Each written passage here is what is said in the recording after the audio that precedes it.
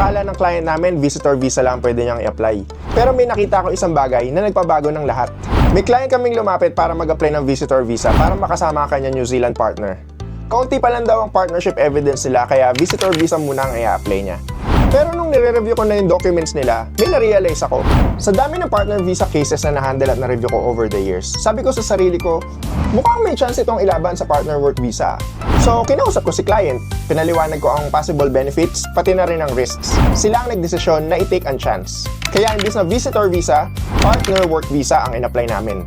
Ang result, approved! Partner work visa valid for 3 years.